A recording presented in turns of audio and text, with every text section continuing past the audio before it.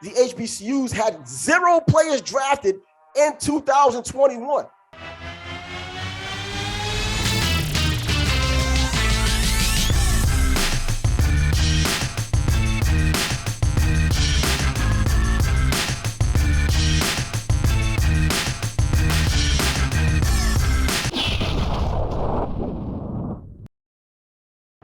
Yo, this is Tribe with Yo Tribe Sports Bag. I'm back at it with you again today from the kitchen. As you know how I get down, I'm cooking it up just for you. But before we get into any of that, once again, let's take care of that YouTube business by subscribing to the channel. Make sure you subscribe to the channel, give me a thumbs up, hit the alarm bell. That way you get all of the drops that I drop. When I drop them, no matter which sport it is, it's something for you to have. Also, I want to get to at least my first 1,000 subscribers. We want a large sports community. We want to be interactive. We want to have live streaming. We want to talk to you directly. So if you can do that favor, do that favor as well. Share the channel, comment in the comment section. Now, without further ado, you know why you're here. I know why you're here. You saw the thumbnail. HBCU and the NFL draft. Are they good enough? Are these HBCU players good enough to go into the NFL draft and be part of the NFL? Of course, we've seen players from HBCUs and the NFL in the past, but there haven't been that many in recent memory. Maybe a sprinkle here and a sprinkle there, and a very scarce sprinkle at that, because we're talking about 1 player, 2 players, 3 players, not the droves that they once came once upon a time. Now, it brings me to this. The NFL goes after the best players. That's easy to recognize because you see a high quality product out there when the NFL is playing. So when they do that, they want the best players available so they can make their product even better. But there are people out there, Deion Sanders, who thinks that the NFL has some kind of agenda against HBCU players. That could not be further from the truth. There isn't a race angle, first of all, because nearly 70% of the NFL are African Americans. So you can't use that reasoning. The bottom line is, if it makes dollars, it makes sense. The better the product, the more the dollars. And that's why the NFL does what it does. They want to put the best product out there possible. It's performance, not money. HBCUs just aren't putting out the players as consistently as they did in the past. And when you look at the history of the NFL, you can see why. Because way back when there were a lot of HBCUs that were putting players into the NFL, it was because they did not have many choices. And even after that, they still chose to go to HBCUs. Walter Payton still chose to go to an HBCU. Jerry Rice still chose to go to an HBCU. So there are great players out there who just chose not to go to the bigger schools. So there isn't an issue of the NFL not wanting to bring in HBCU players. Deion Sanders made a big issue out of it more than anybody else, because during his pro day at Jackson State, only 24 of the 32 NFL teams showed up to his team's pro day. You know, that's not bad at all, because I'm sure fewer teams showed up to other HBCUs in the past. So they go where the talent is. That's just a fact of the matter. A diamond in the rough you're going to find at a pro day, probably not very likely, especially during this day and age where you can go almost anywhere and find a player or have footage on a player. There aren't many diamond in the roughs anymore. Too much social media, too much coverage of everybody to find the diamonds in the rough that you once had once upon a time. Now, Deion Sanders, he coaches at Jackson State. He went 11-2 last season. He lost in the Celebration Bowl to South Carolina State, but he had great talent on that team. He had very good talent on that team. The NFL wants only the best talent. And if only one player is coming from your team and going to the NFL, that should be good, because that means, well, maybe your players, the remaining players, probably aren't as good as you thought. And there may be other reasons as well, not just the testing at the combine. It may be just the overall off the field issues with some players have as well. And going back to the Celebration Bowl, let me give you a little background. I've covered HBCU football for years. I've been to the Celebration Bowl in 2018. I've been to the Celebration Bowl in 2019. I'm going to SWAC Media Day in Birmingham, Alabama. I'm going to MEAC Media Day in Norfolk, Virginia. I've been around. I've covered this from the ground floor. I've been on the sidelines of these games, watching players breeze on past me as they ran to the end zone. I was there, not in the stands, on the sidelines. So I got firsthand experience in seeing the players and how good they are, how great they may be. I've spoken to the coaches at pre-game conferences. I've spoken to the players in post-game conferences. So that kind of lets you know that I at least have a grasp on the HBCU football scene or even sports scene. I'm not just late to the dance because it's the trending thing to do right now. But going back to Deion Sanders, he complained about all of these teams that did not show up. And he complained and also used, well, I bet they're going to go to Ole Miss and I bet they're going to go to Mississippi State, but they're not going to come here to Jackson State, which is in Mississippi. Well, to that end, Mississippi State in the past 4 drafts have had 16 players drafted. Well, you go back to the well if they continue to produce. If it's a prosperous well, you go back to the well. It's almost just wondering, why are they going to Alabama for players all the time? Well, Alabama's been putting out pretty quality players over the past several years. Also, when you look at both teams, Ole Miss and Mississippi State, in 2019 alone, they had 11 players drafted. The HBCUs had 0 players drafted in 2021. I mean, that's just how it went down.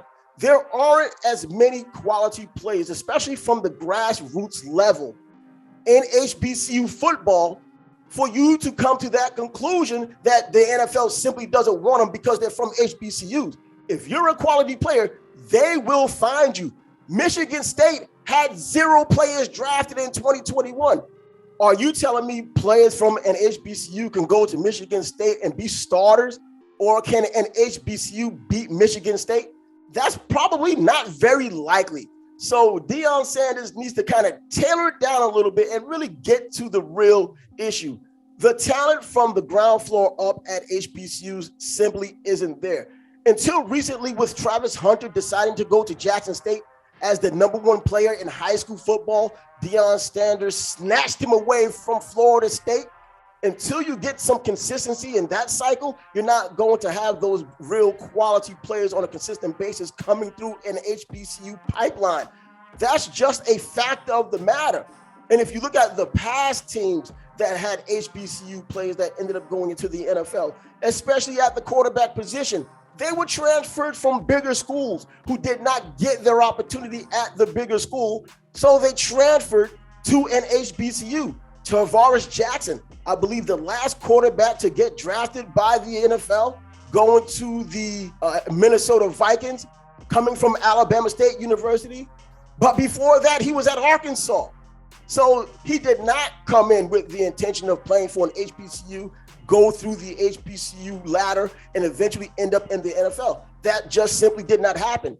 And of course, the greatest quarterback to come out of an HBCU in recent memory, probably not the greatest of all time, but in recent memory was Steve Mcnair, someone who chose to go to Alcorn State and HBCU instead of somewhere else to play another position. Because I believe the University of Florida wanted him to play running back. He wanted to play quarterback. His family had a legacy at Alcorn State in terms of passing with him and Mcnair. Won, and he came. He went there. He set it up. And he became Steve Mcnair, Heisman Trophy candidate, and ultimately NFL draft pick for the Houston Oilers, and moved on to the Tennessee Titans, the Baltimore Ravens, and ultimately retired. And that was Steve Mcnair, the person I saw in person from Crampton Bowl in Alabama when he visited Montgomery, and he just put on a show. Still one of the greatest quarterbacks I've ever seen in person, regardless of the level of talent he was playing against.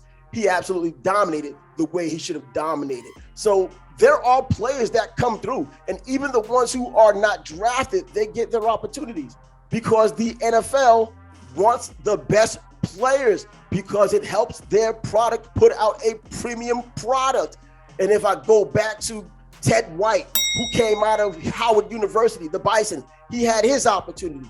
Quinn Gray one of the best quarterbacks to ever come out of Florida A&M University. He was a big-time player there. He wasn't drafted, but he did get his opportunity in the NFL, notably with the Jacksonville Jaguars. So he had his opportunity. It's not a race issue if you want to say anything. They're HBCUs. Get real.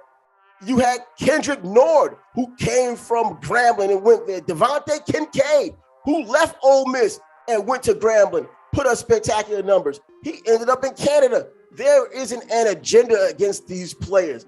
If you're good enough, they'll find you. That's the theme of this show, as you can't see. Ryan Stanley, a white quarterback from FAMU, Florida A&M University. He was the one who broke almost all of Quinn Gray's records. And he didn't get drafted. I don't even believe he got an invite to an NFL camp. And I've watched him play. I was on the field watching him play. I interviewed him after games. I thought he may at least get an opportunity, maybe not drafted, but that's not what happened. He's not in the NFL. I don't know what he's doing right now. He might be in the trying to get into somewhere, Canada or somewhere else, but he did not get his opportunity in the NFL either.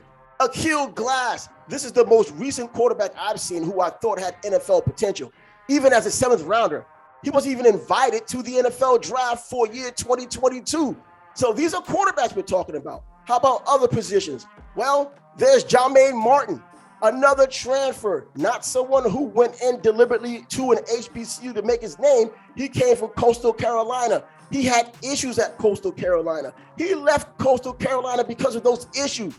He ended up at North Carolina A&T being the best running back in the MEAC. In my opinion, the best running back, period, in HBCU. And 1 year in 2019, before the pandemic, he averaged over 9 yards a carry for a long period of the season, ultimately settling down to over 6 yards a carry for the entire season. But he certainly has special ability. That's just another example of a player who transferred, did not go to an HBCU initially, but he thrived as an HBCU player. He's probably going to get an opportunity as a free agent as well. And now we have the newest player, Marquise Bell from Florida A&M University, another Florida A&M University rattler, safety. He had blazing speed. He was invited to the NFL Combine. He ran a 4.45, impressed everyone, over 200 pounds while carrying that freight. But again, he did not go to an HBCU from the very beginning.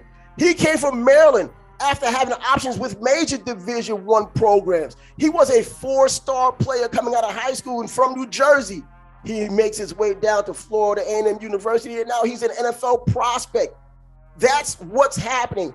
If you're going to have these players that are going to get NFL opportunities, you're going to have to grow them from the ground floor up if you want to take full credit for them being HBCU players. And the only way to do that is to have these players from the high schools going to HBCUs, not necessarily all of these transfers taking advantage of either their last year or their inability to play at bigger schools. The NFL is littered with HBCU players in the Hall of Fame. Nearly 10% of the Hall of Fame in the NFL are players from HBCUs. 34 players from 17 different schools. There are only 362 people in the NFL Hall of Fame. That's all of football history.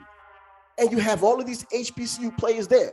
The most recently inducted, I believe, is Harold Carmichael, who played in the 80s, but he got his chance finally. He's in the Hall of Fame. And that's not to mention people like Shannon Sharp, who came out of Savannah State, or Michael Strahan, another player who I've seen in person playing against Alabama State and other SWAC schools when he was at Texas Southern.